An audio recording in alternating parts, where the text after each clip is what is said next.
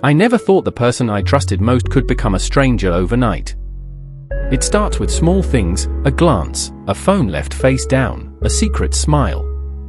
And then one day, it hits you like a freight train. Everything you built, everything you believed, might not be real. Hi, I'm Alex. Today, I need to tell you something I've carried for months, something that shook the foundation of my marriage. But before we dive in, if you enjoy stories that unravel real-life drama, hit subscribe. It's free, and it helps me keep sharing these stories. Alright, here's mine. For 6 years, Emily and I were inseparable. 4 of those years were in marriage, and it felt effortless. We laughed at the same dumb jokes, argued for hours about which movie to watch, and fell asleep side by side after sharing takeout on lazy evenings. We were the kind of couple people envied, at least, I thought we were. But 6 months ago, things started to feel off. Tiny details at first. Emily, who never cared much about her phone, suddenly carried it everywhere, even to fold laundry. One evening, I joked, running a secret spy ring now. She laughed, but later set a password on her phone, something she had never done before. When I asked why, she said, security reasons. Too vague. And then, the calls. She would disappear to another room or step outside just to answer. Always a friend from work. Her distance grew, and our conversations, once effortless, now felt like pulling teeth. It all came together one Wednesday.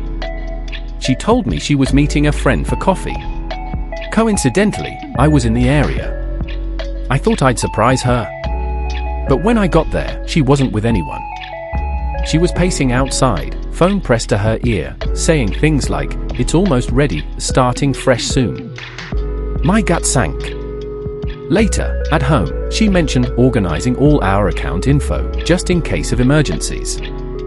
It sounded reasonable, superficially. But the way she said it, so polished, so rehearsed, it set off alarms. Why now? Why the sudden concern over finances we'd never worried about before? Over the next few days, I noticed more subtle signs. Small, unexplained withdrawals from our joint account. Minor amounts, but strange. Something was happening. And I knew I needed to protect myself before it was too late. I called my mother, discreetly explaining that I needed to move some assets for safety reasons.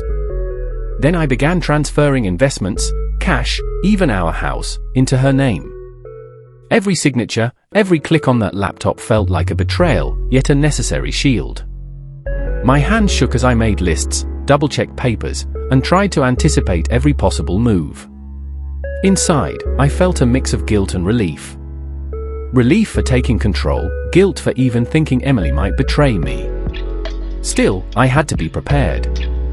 The months of subtle signs, the phone, the distant conversations, the vague friend, were a puzzle I could no longer ignore. 2 weeks passed. Emily's behavior changed again. She was unusually cheerful, talking about trivial things like dinner plans. I questioned whether I had overreacted. Maybe it was all stress, maybe I imagined it. Then, that Friday night, she sat me down. Calm. Frigid. "We need to talk," she said. And just like that, I think we should get a divorce. I listened as she spoke about needing space, finding herself, and how she felt unappreciated.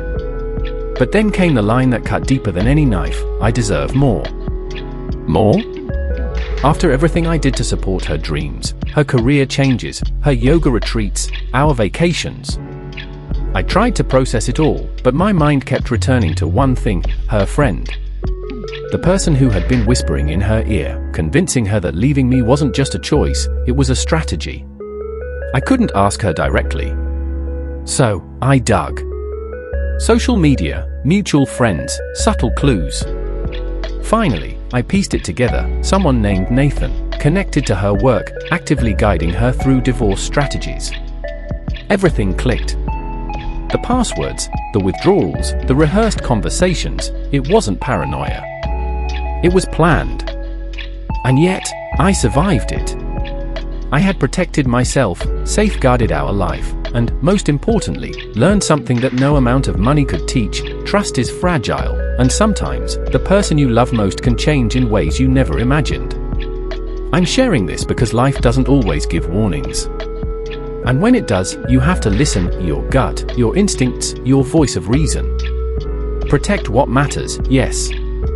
But also remember, love, trust, and loyalty are as delicate as glass. Once broken, they may never reflect the same image again. If this story resonated, comment below. Have you ever felt someone you loved was slipping away without warning? Let's talk about it.